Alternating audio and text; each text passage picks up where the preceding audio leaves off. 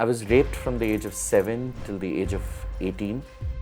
If the first woman who got raped didn't get up and say that she was raped, would the word rape have existed in our dictionary? One law that you'd like to rewrite overnight if you had the power? I think the rape law, I would change it from woman to person. I don't know if I believe in gods, but I do believe in the existence of dogs. Mancom, management committee meeting, and say, why is this called Mancom? Why are there women here? And they'll say, no, there's management committee, not Mancom. So, but I'm the same person who's filed petitions in the Supreme Court. Yeah. I'm one of the petitioners for marriage equality. I'm one of the people who had moved Supreme Court for Section 377. Your favorite pride anthem? Hum honge kamyab ek din. Hi, this is Pooja Chaudhary. Thank you for joining me on InControversial. I love hearing your feedbacks. Keep those comments coming in, please. And thank you for all the support that you share with me when you like, share, and subscribe to my videos. In sharing stories that encourage, inspire, and empower has been my own growth and learning as well. These last few months, I've had the absolute privilege of meeting leaders and achievers from the worlds of business, sport, fashion, film, music, art, and beyond. And each story has been more powerful than the other. And today we bring to you yet another powerful such story. An equal rights activist, a gay icon, an influential LGBTQI+ voice, regularly features on the World Pride Power list, from surviving abuse to walking the corporate corridors with power, panache, and absolute elan. Come as you are, he says, and he really does walk the talk. Please welcome the bold, the beautiful, and the absolutely stunning Harish Iyer. Thanks. Thank you so much, Pooja. Thank you for joining me today, I Harish. didn't give you that introduction today. Absolutely not, and you didn't have to. I think you embody every word that I have said about you, and there's so much more. Thank you. I'm flattered. I am totally honored to have you on the show. Harish, your story is inspiring beyond belief, and full respect to you. You've really shown what courage is and what healing is from the kind of trauma that you've been through. I mean, it's not a childhood one would wish upon any child, yet there are so many cases of child sexual abuse that are reported, and perhaps so many more that go unreported. Looking back, how did you deal with it all? I think child sexual abuse, Pooja, speaking about the cases that are reported and cases which are not reported, I think it's more common than common cold. People in this room right now could be survivors of child sexual abuse. But as a child, you don't even call your private parts the right names. Yeah. I still don't know why is a vagina called a chuchi, and in Tamil we used to call the penis dindin. So whenever we had to, even if I have to tell somebody that someone touched me inappropriately, I didn't have the language for that. Or even if I had the language for that, there were these nicknames which didn't sound real, which didn't seem like anything that was serious. And mostly children don't have the vocabulary and the comfort to tell the elders in their family about what they are going through. I suffered the same. I didn't have the language. I come from a fairly progressive family per se. I mean, I could discuss anything with my mother. But the challenge is that I had to go to my mother and tell her that I have a problem. My mother didn't proactively come and tell me, you know what, you're a child, you're growing up, and these are the things that could be happening to you. And it's another thing that my mother today goes out and she speaks in forums and she tells people, I am the example you should not be. And that takes more courage than me even coming and speaking over here. Because when I come and speak at forums, people speak about how brave I am. My mother, when she comes and speaks in forums, she stresses on the fact that how timid she is. And that takes more courage. And I was raped from the age of 7 till the age of 18. The rapist was a male relative of mine. And I was raped in the beginning, then I was gang raped. He used to get people home. So I lived a dual life, Pooja. So I used to live a life that I was abused, and a life that I was not abused. And these two were parallel lives that I was living. It's like getting parts of a jigsaw puzzle, which is actually your complete past life and parallel life. And as you become an adult, you start putting those jigsaw puzzles together and start making sense of it. And when you make sense of it, you're in disbelief because you don't connect or relate to the life that you have seen. So you don't relate to your own abuse. So you spend time re-traumatizing yourself just to complete the parts of the puzzle in your head. And that's what happened to me. I mean, I was just going to ask, coming out with the whole story of your abuse would have been reliving the trauma in effect, right? It is. It is. It's not easy, but every time you spoke about your trauma, I would reveal some part of my abuse to myself. I would just say things like, "Oh, the room was so dark," and then I would go back and think, "Was it really dark? Why did I say that?" Okay, and if you've watched the film Sadma, Yeah. how Sridevi completely forgets one part of her life, or if you watch Nagina, on how she lives a parallel life of being a serpent and being this, and this life doesn't know that life. So that's what happened to me. I would just snap in and snap out. And, but every time I spoke to somebody, that also became therapy for me. Yeah. No one who has been a survivor of any abuse is truly healed. Yeah. You live this and you try completing a part of your jigsaw puzzle in your head throughout life. And yet you sort of chose the power of your voice. You spoke and spoke and spoke till that, sort of led to your own healing, was therapy for you, and for so many others who may have been in similar situations of hopelessness. Pooja, if the first woman who got raped didn't get up and say that she was raped, would the word rape have existed in our dictionary? Yeah. So when I was looking for hope, when I could put parts of the jigsaw puzzle and the story became clear to me, when I told my mother's first reaction was, if you're a woman, I would have protected you. I didn't know. I wasn't aware that boys could go through child sexual abuse or anything of that kind. And so if you're a girl, I would have told you, be careful, sit properly. Or then I told my mother, I said, you would have still told me, sit properly. You wouldn't have told them. She said, yeah, but those are the ways that we have been brought up. Right. I'm learning. Yeah. But I was flawed, and I didn't even realize that male children would go through that. Yeah. And having faced abuse at such close quarters within the family, as you mentioned, they were relatives, did that sort of fracture relationships within the family ecosystem itself?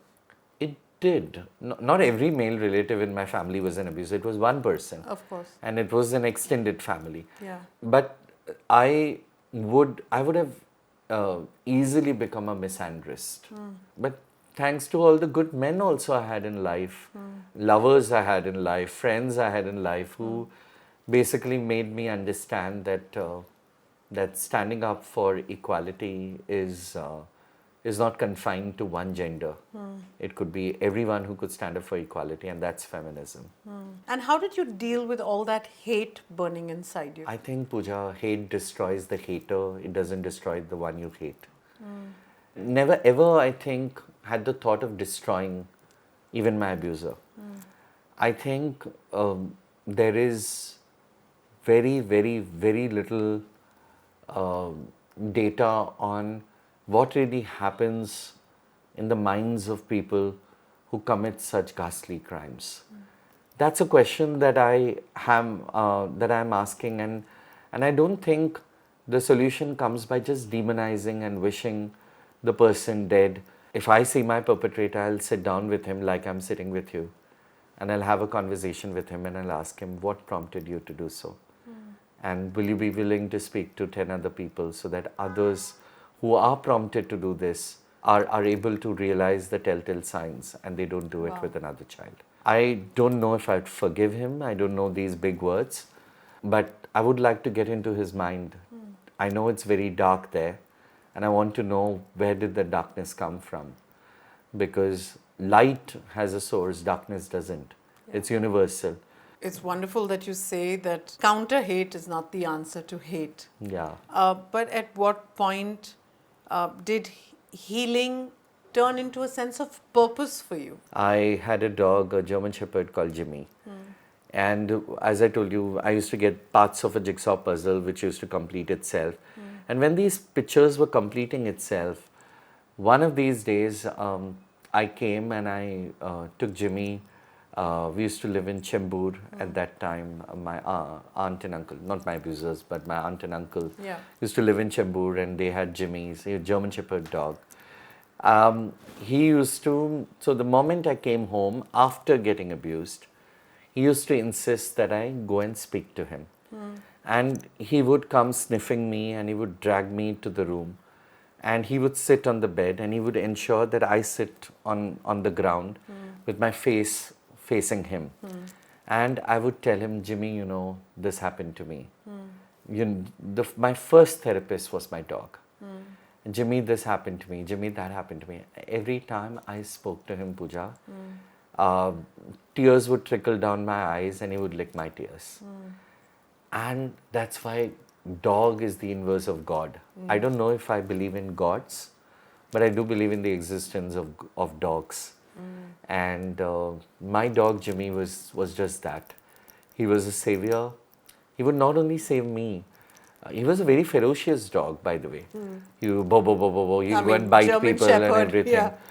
But at the same time, he would go out and if there are kittens lying on the streets, he would pick them up by the neck. He was a male dog. Okay. He also taught me that mothering is beyond gender. He would just pick up the kittens by the neck, get them home and start licking them and start fostering them. God bless him. So he gave me the sense of purpose. So I never started speaking. I never had the intention of speaking about my life. I started speaking about the life of Jimmy. I started speaking about Jimmy to people.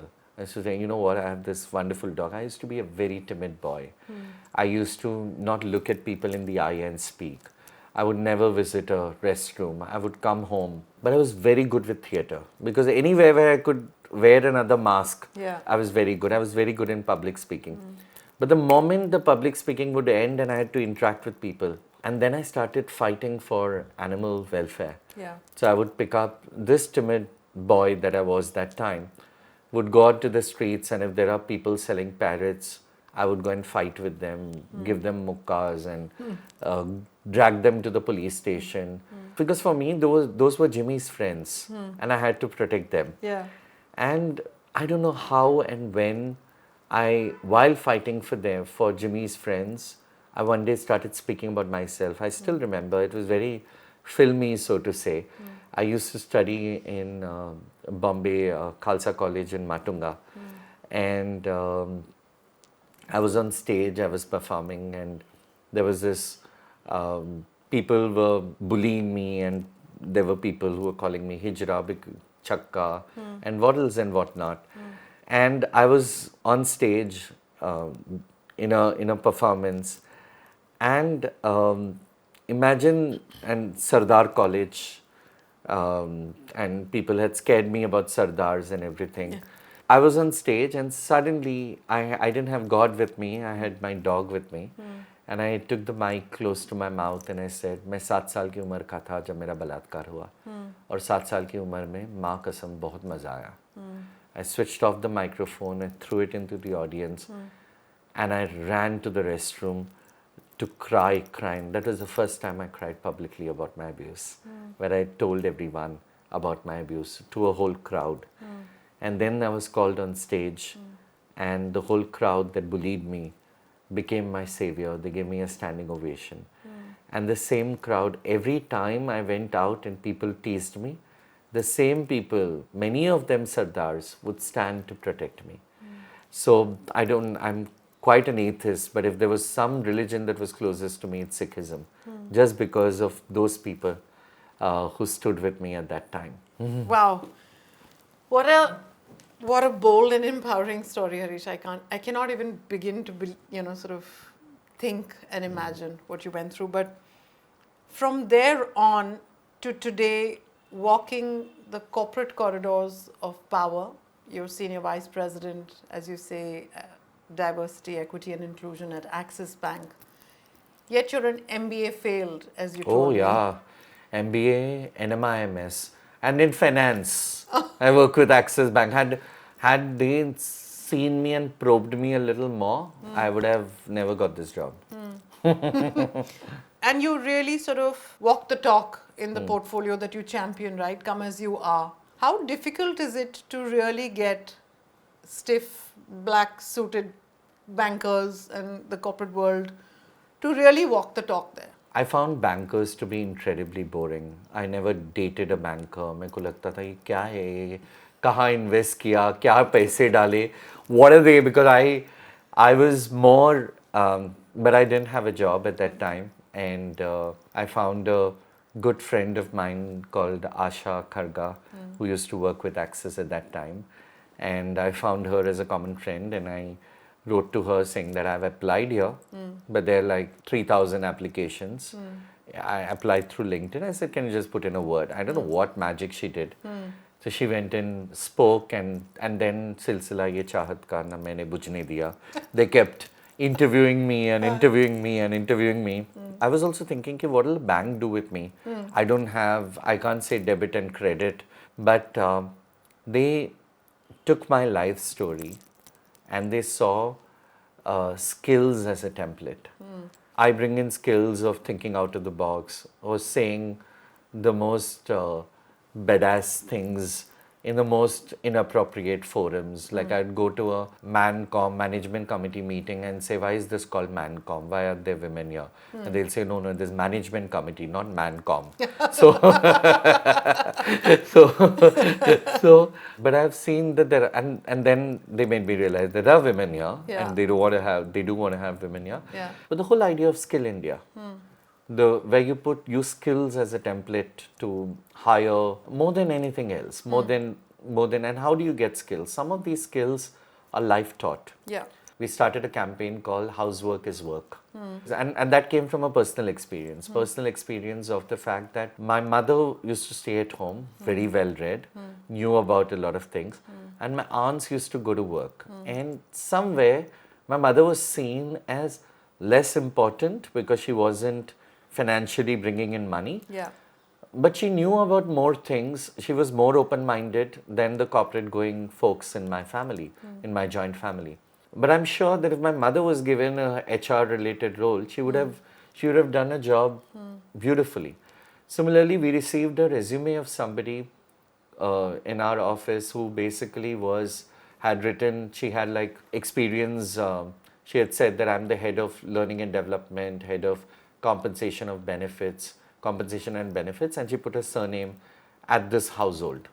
And the thing was, she was able to repurpose everything she did at home as a skill required at work.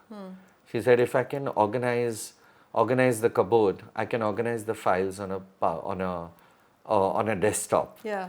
If I can remember to remind my children about their studies, I can manage learning and development at your workplace. Right.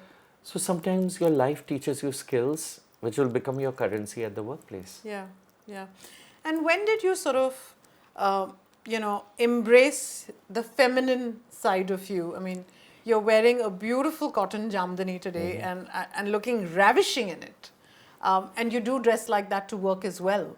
I'm sure you get looked at, maybe not at Axis Bank because you go there. No, I get looked at Axis also. And how does that sort of play out? See, curiosity is real. Yeah. Okay. When curiosity becomes indecency, the barometer is defined by policies in the organization. So I'll be lying if I'd say that I don't get looked at.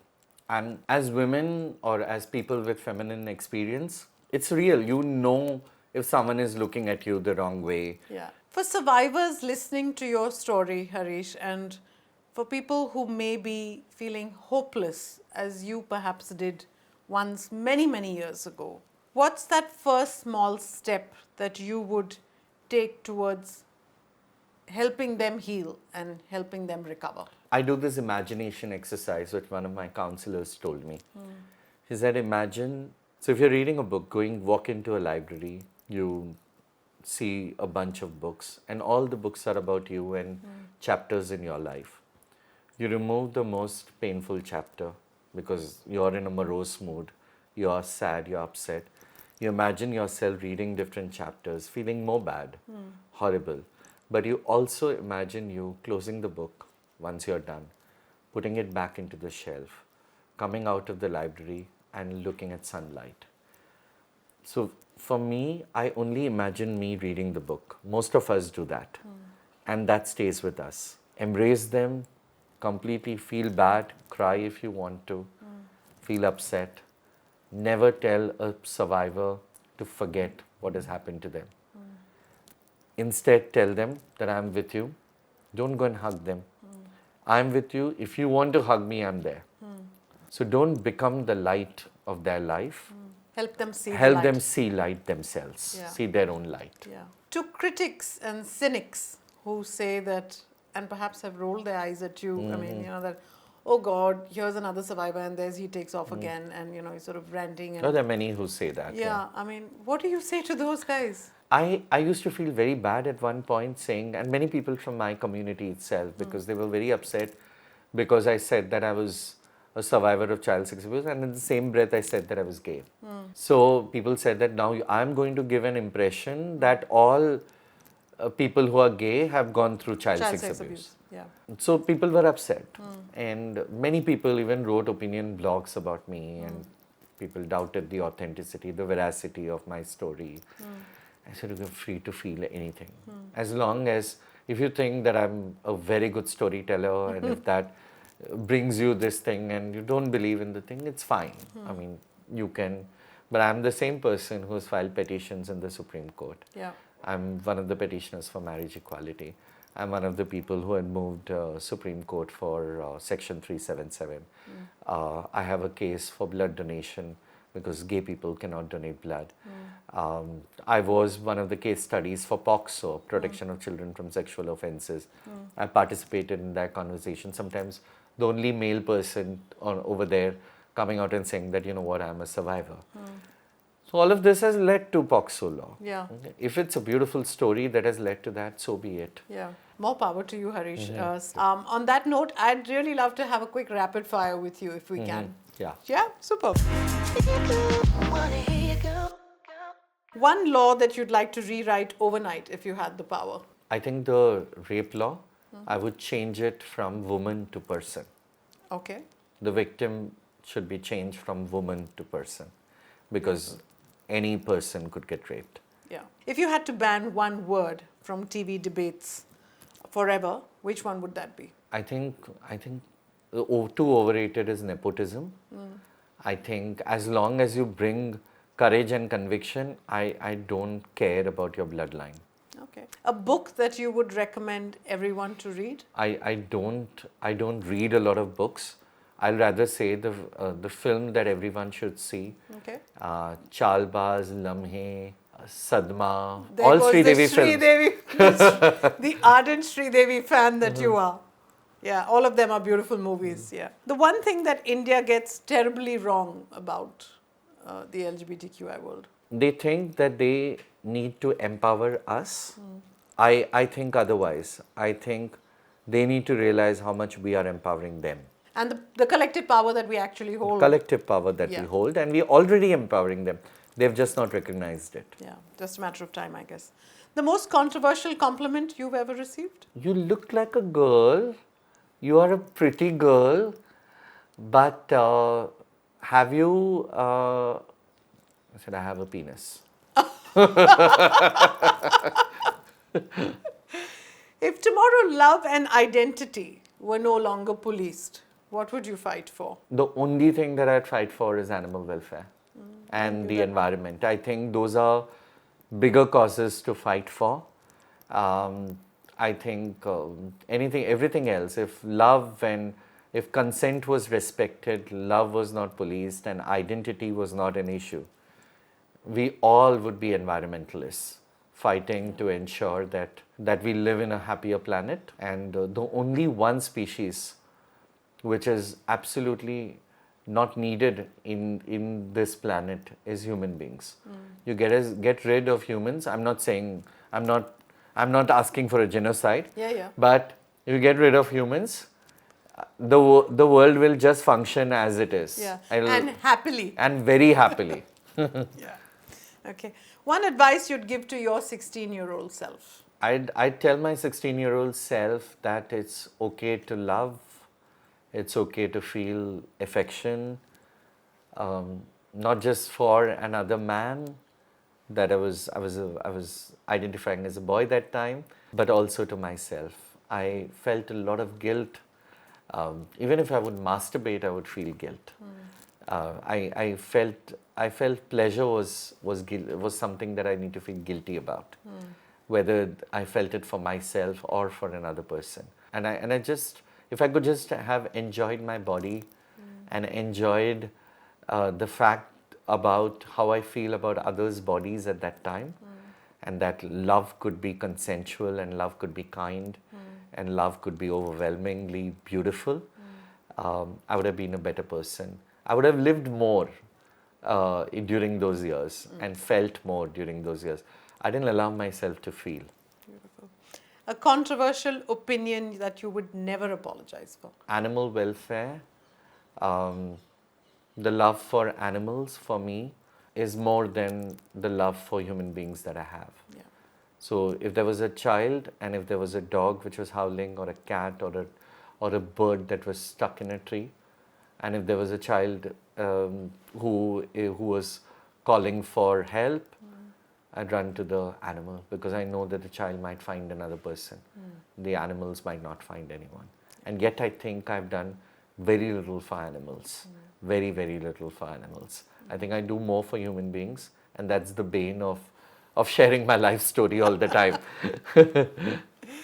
Harish, because we're both so out and proud, I think it's only fair that we also have a pride fire, if I can. So if you would erase one LGBTQ mistake from pop culture, what would that be? Elton John standing up against Ellen was one thing that pissed me off. From an Indian context, after 2009, after we won the Delhi High Court verdict, I think we got too complacent. We came out in the streets and we thought that we have won it all. But rights for LGBTQI+P, rights for us, is a lifelong battle. It's not a destination, it's a journey. And the moment we would come back to the comfort of our lives, it's a ticking time bomb, because it can roll back at any moment. So it's important that we don't become complacent. And I think the 2009, we became complacent. That's why we lost in 2013. And we won back in 2018. So I think the 2013 one could have been avoided if we were not complacent. We just got a little too comfortable saying कि अभी क्या होगा, अभी तो सब कुछ मिल गया. And that's what's happening in the US. Look at Roe v. Wade being turned back. Look at them running behind transgender people. Now there is a thing to also turn back marriages, civil liberties and same-sex marriages. So I think rights for LGBTQI+ people is a lifelong one. And this is the only thing that I would wish, that we never ever get complacent with what we have. Of course, we have a 5-member bench which has done this, but you can have a 7-member bench which can outlaw the 5-member bench. So we need to be at it all the time. All right. Your favorite pride anthem? हम होंगे कामयाब एक दिन. And it's always good to remember that we are not totally kamyab today. There is still much more. One phrase that you cannot hear again? I respect your choice. And I would just tell them, I respect your choice. I said, what choice? I said, of being straight, of being cisgendered. I said, you respect my choice, I respect your choice. I bet that was not a choice. Exactly. Then they would say that. One thing that you will ban from Pride? The thing that happens in the US, I'm okay with corporates walking with their banners, but embrace us in your cause, okay? So I'm not averse to walking with corporate banners. Personally, I'm not averse, and as far as I know, Mumbai Pride allows, it's a collective, so Yeah. it's not me, but the collective allows for prides. But corporate sponsorship, I don't want the LGBT person standing last in the pride and all these floats like it happens. When I went to US, I saw, okay, one bank, the other bank, the third bank. I said, where are the activists? Okay, they are somewhere behind, Yeah. standing in the corner. Yeah. It should be a people's movement. Yeah. And if you want to participate, come participate, be one of us. Yeah. This celebrityism of corporates coming and taking over the pride is not something Yeah, that I and the appreciate. rainbow washing in the Rainbow- name of supporting pride. I'm like, I'm okay with that also, but at least if you're doing something, then do something. Yeah. Just don't say it. Do Yeah. something if Yeah. you're doing something. If you're doing it for 4 days, do it for 10 days at Yeah. least. Yeah. Okay. And the worst queer advice that someone gave you? I got it from a queer person, and so they said, "Ki, I think you should tone down a little." I said, Queer person a said queer this? person told me, saying that because you give an impression that all we gays are feminine. So I got very offended, but then after a point I realized that I was also that person. I never went to transgender spaces because I didn't want to be perceived as feminine. So first I was aghast, but later I was like, dude, I was also this person at one point, and until I embraced my femininity. Yeah. Wonderful. Harish, your conversation really echoes courage and compassion every word and every step of the way. Thank you so much for sharing your life story and your lived experiences with me. So much to learn, and so much to just remember in the little things that we do say and we are, but more importantly, just be as you are and come as Yeah. you are. Thank you so much, Pooja. And I think thank you for holding space for. See, we often think that we speak because we want to speak. It's a reaction to how the person asks that those emotions come out. Yeah. Thank you for holding space, and thank you for leading the. I've watched all your other episodes as well, so thank you for leading the voice and bringing authenticity to all the conversations that you draw from other people. Yeah, thank you so much. No, totally with you. Not just an ally and a staunch supporter, but totally out there, standing tall and proud with you every step of the way. Thank you so Thank you. much. Signing off from InControversial till we meet again. Gosh, stay bold and stay beautiful. Always. Life is beautiful, as he says, and it truly is. Catch you next time again. Thank you.